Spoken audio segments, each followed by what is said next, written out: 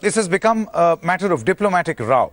A Tanzanian national was thrashed brutally in Bengaluru. This was an act of racism, an act of crime, all of that happening in Bengaluru.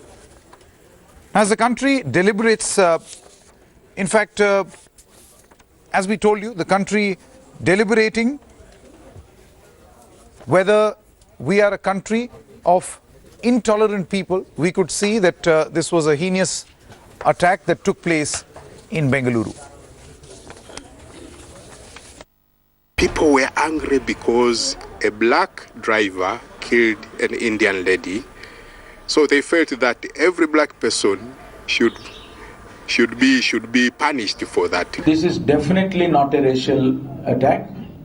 This is just a response to an accident caused by the Sudanese student. देखिए report तो जो वहाँ वो लोग कार्रवाई जो करेंगे वो तो रिपोर्ट हम लोग मांगने पर ज़रूर बताएंगे, लेकिन मामला सीरियस है इसलिए विदेश मंत्रालय से भी इसका केस को संज्ञान में लेकर के आगे बढ़ाया है। कैसे घटना हुआ वो विषय अलग है, लेकिन घटना जो हुआ वही गलत है ना, उसको बढ़ा चढ़ा के दिखाना नहीं दिखाना वो दूसरा विषय है, लेकिन जो घटना हुआ वो निंदनीय है, वो घटना नहीं होना चाहिए। What you see are the remnants of the car that was set ablaze. In fact, just down this road there was yet another car that was set ablaze. Now what has triggered this incident according to the local residents here is the fact that the African national who was first driving the first car ran his car over a 35-year-old lady who happens to be a resident of this area.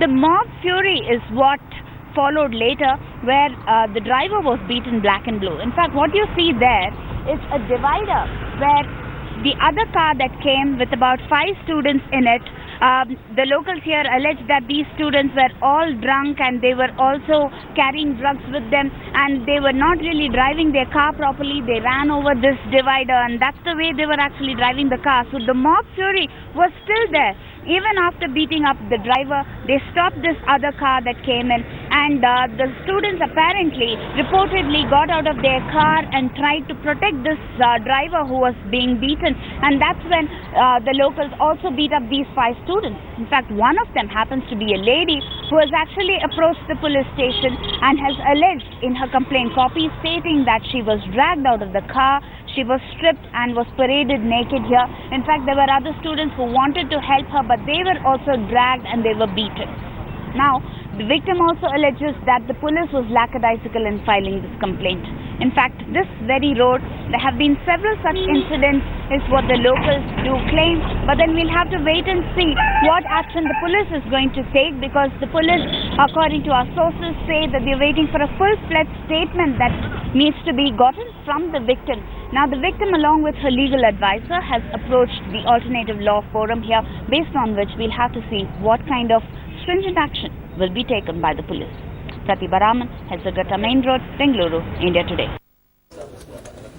Now, why we initially concluded that this is a classic case of intolerance and racism, because 5 days after a Tanzanian student was brutally assaulted in Bengaluru, politics is now peeking over this incident. A team comprising of the Tanzanian High Commissioner and senior MEA officials will travel to Bengaluru on Friday in connection with the alleged assault and stripping of a Tanzanian woman. Congress Vice President Rahul Gandhi has sought a report from the state government. Meanwhile, the state government is attempting to fight off allegations that the incident was a racist attack. It is also claiming that the 21-year-old student was neither stripped nor paraded as being alleged.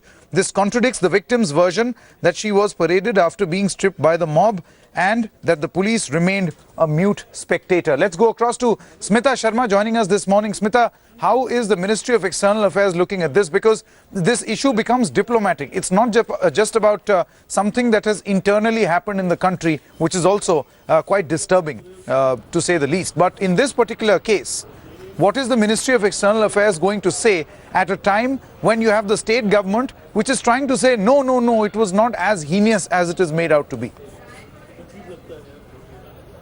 Well, the Ministry of External Affairs clearly understands that being in denial is not going to help here. You know, statements coming out from Karnataka are sounding obnoxious at the moment when they say, no, the victim's clothes were a little torn, as if that is acceptable, that is all right, but too much torn will not be acceptable.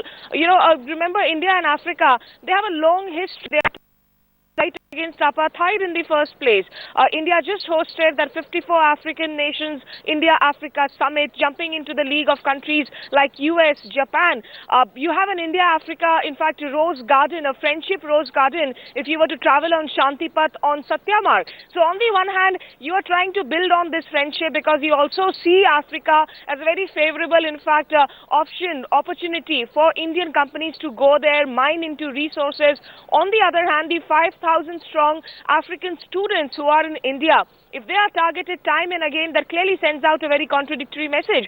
This is the reason why, in fact, 2 days back, Sushma Swaraj herself took to Twitter condemning the incident. Also last evening, there was a meeting between Sushma Swaraj, External Affairs Minister, also Foreign Secretary S. Jaishankar, the Secretary in MEA, Amar Sinha, and all these people held that meeting, after which it was decided that today, in fact, the Tanzanian High Commissioner, Mr. Kizaji, whom we spoke to yesterday, along with these MEA officials, will go out there, reach out not just to the Tanzanian student, the other 3 students who were targeted as well, the other students who are studying, because they're midterm right now, Sanket. It's not possible for them, this victim that we're talking about, she's 21-year-old, she's a 4th-year student of architecture.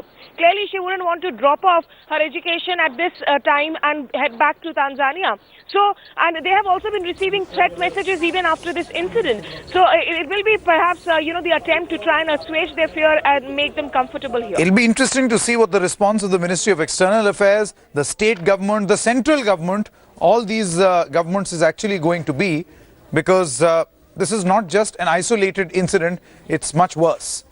And now, especially when the state government leaders are now saying that no, it was not as heinous as it was made out to be. Thanks very much, Smita Sharma, for joining us with all the latest. After 2 days of search and rescue operations in Siachen, the army has said the chances of finding the 10 missing Jawans is looking very remote now. Remember, 10 soldiers manning a post were trapped under